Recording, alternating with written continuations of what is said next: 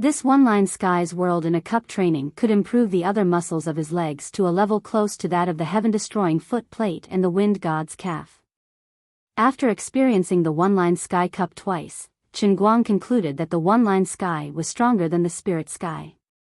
It was more comprehensive, more detailed, and could also involve more things on the spiritual level.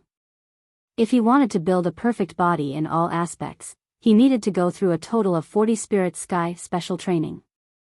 So far, he had already completed 3 customized special training. After successfully completing the one-line sky cup this time, he could fill in the remaining 10 muscle groups in his legs, which was equivalent to 10 customized spirit sky cup training.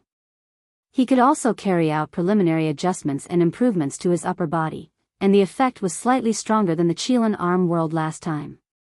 In fact, the Qilin arm world was much stronger than the ordinary spirit sky cup.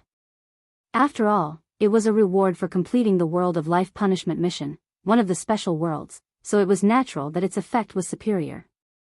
He ran to his heart's content in the capsule tunnel, and the movie scenes on the light screen on the wall of the cup kept rewinding. He ran through spring, summer, autumn, and winter, ran across the American continent, and then crossed the Bering Strait. He continued to run, never stopping, and he did not know fatigue. He was even more forgiving than Forrest Gump. At least he could sleep, and he could sit on a chair in the park and discuss chocolate with others. For Chen Guang, running was the only philosophy of life for him in the world in a cup. Chen Guang thought of a song. That song was called Chasing Dreams with a Childlike Heart. Well, what greeted him was not cold eyes or ridicule, but the cold and deadly blade behind him. The speed of the conveyor belt was getting faster and faster, and it gradually surpassed Chen Guang's current limit. The blade behind him was getting closer and closer, and he could even smell the strong smell of metal in his nose. Finally, perhaps after hundreds of thousands of steps, his right foot touched his left foot, and he fell head-on, falling on his face. He lay on the conveyor belt, and in an instant, he was sent to the blade, and a shrill scream was heard. Ow!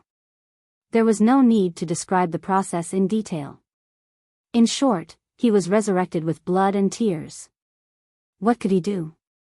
He collected his emotions, rallied himself, and continued to run.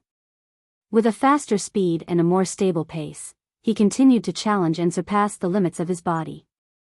Previously, the speed of the conveyor belt was 7.71 meters per second.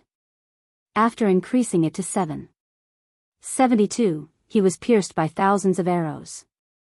Now, he had to try to maintain the speed above 7.73 so that he would not be pierced by the densely packed blade behind him.